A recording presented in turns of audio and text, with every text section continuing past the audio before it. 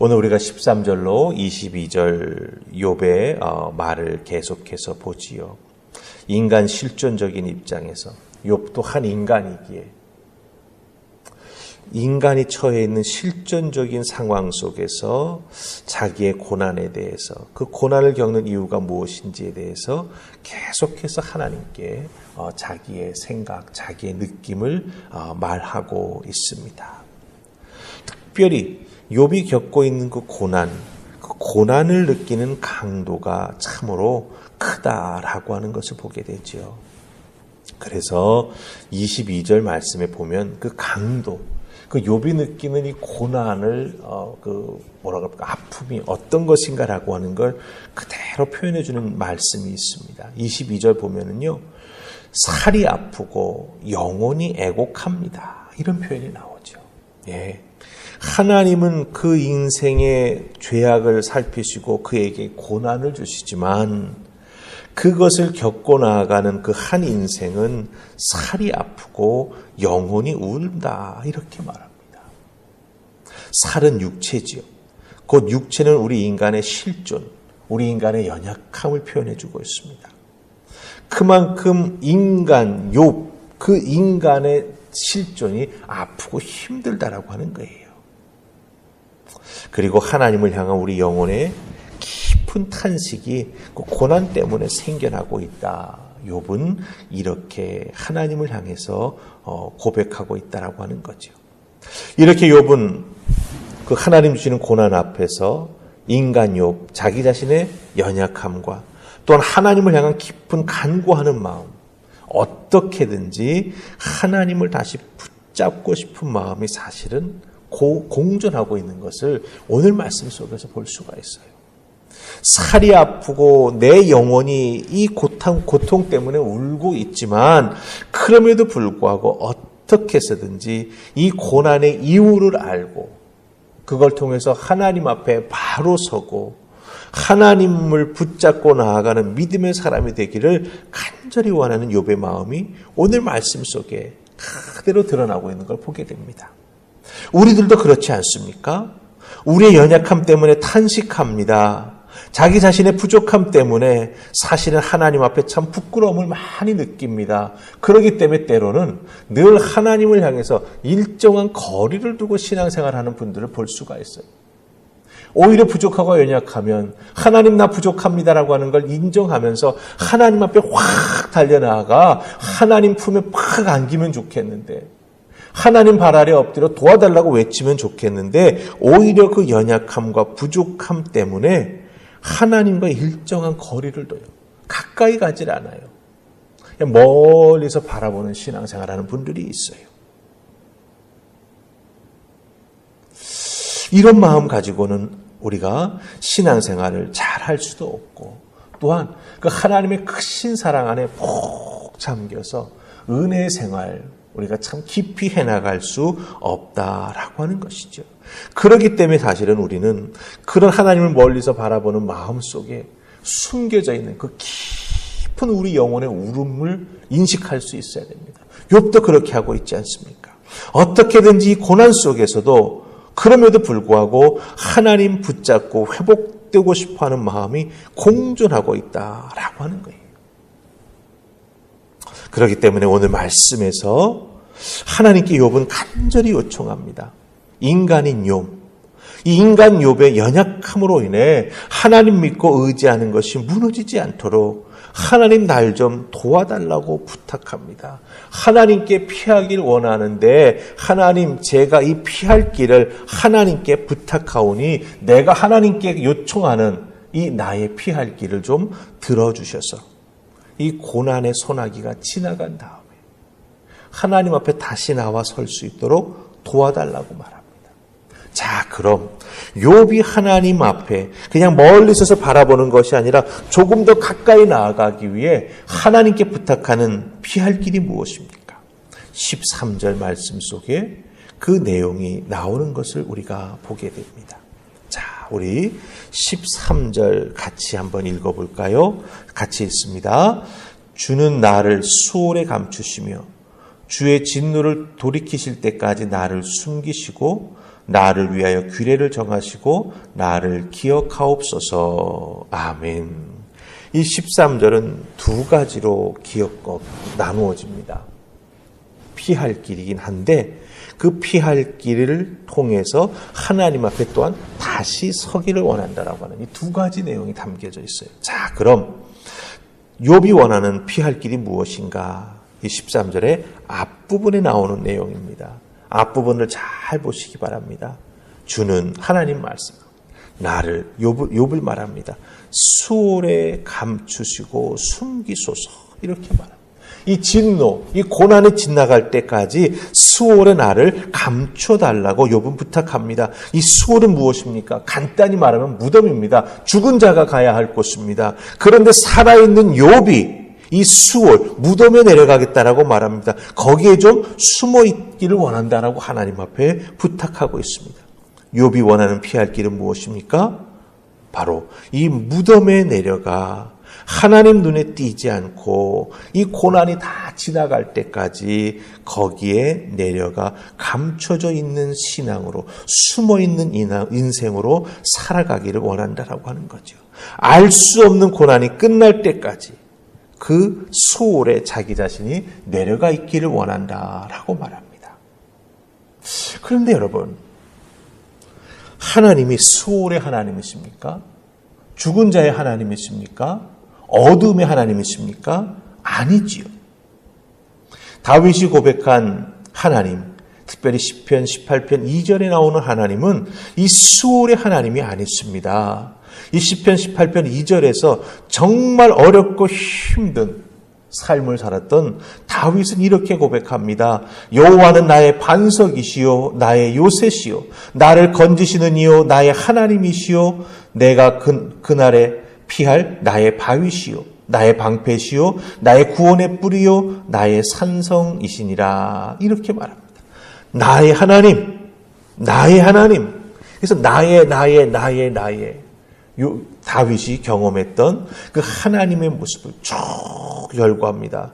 여기서 나타나는 게 수월의 하나님이십니까? 아니지요. 살리시는 하나님, 지키시는 하나님, 보호하시는 하나님, 궁극적으로는 축복해 주시는 하나님이 되신다라고 하는 거예요.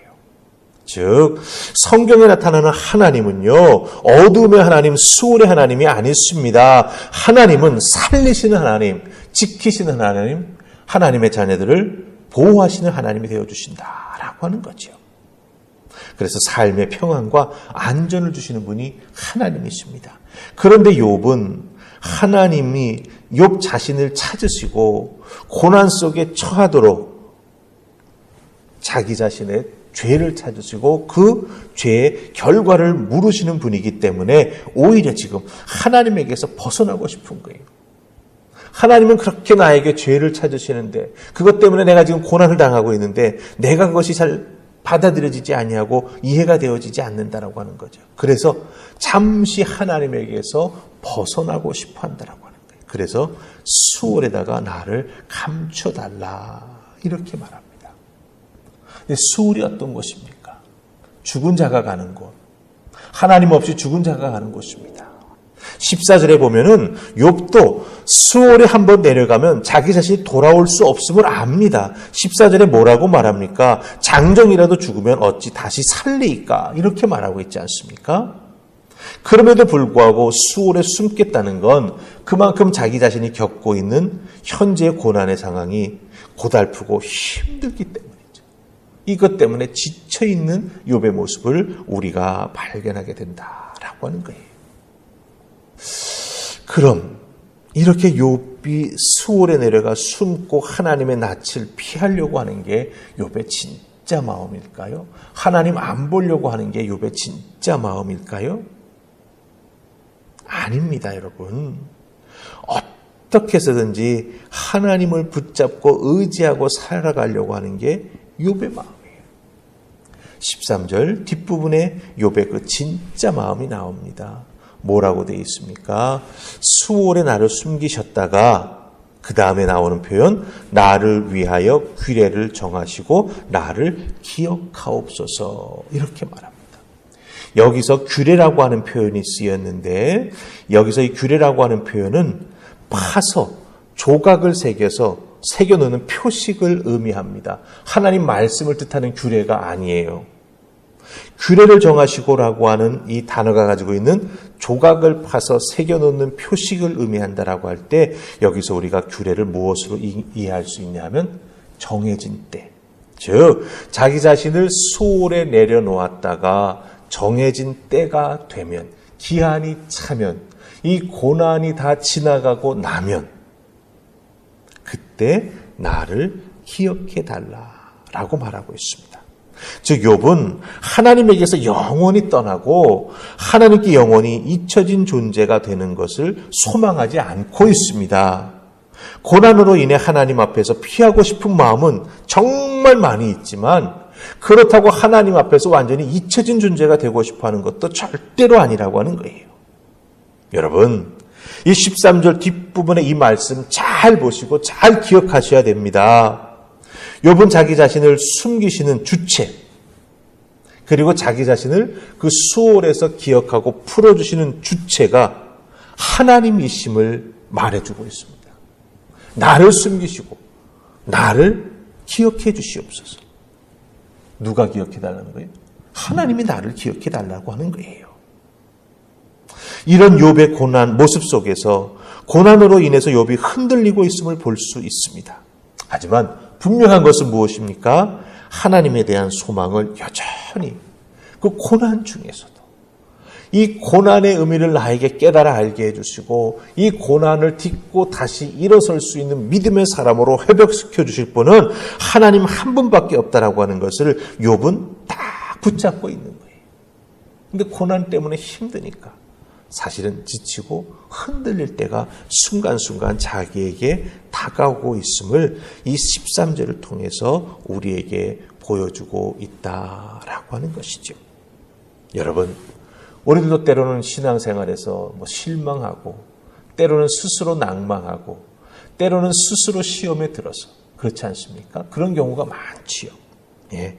하나님 앞에서 숨고 싶고 교회 공동체에서 멀어지고 싶고 그렇다고 완전히 떠나기는 그렇고 멀리서 바라보려고 하는 그런 마음도 많이 생기죠. 하지만 그것은 사실 지나가는 것이고 또한 바른 신앙의 자세도 아니고 하나님이 기뻐하시는 믿음의 사람의 모습도 아니다라고 하는 것이죠. 멀리서 하나님 바라본다고 해결납니까? 아닙니다. 오히려 밖으로 멀어져 가려고 하는 원심력만 세져요. 하나님 앞으로 나오려고 하는 구심력이 그 원심력을 이기지 못하면 잘못하면 신앙의 미아가 될 수 있다라고 하는 거예요.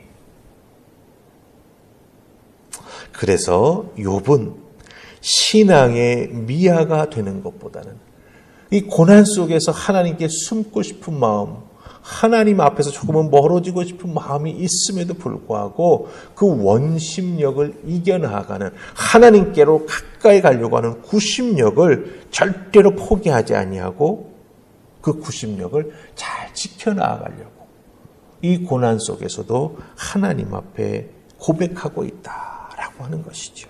어떻게 고백합니까? 나를 위하여 이 고난의 시간, 고난의 때를 하나님 정하시고 나를 기억하셔서 잊지 마시고 이 고난의 때가 지날 때 일으켜 세우시고 회복시켜 주시옵소서. 수월의 하나님이 아닌 나의 반석, 나의 요새, 나를 건지시는 분, 내 산성이 되시는 그 하나님을 다시 만날 수 있도록 나를 도와주시옵소서. 욥은 하나님 앞에 간구하고 있다라고 하는 거예요.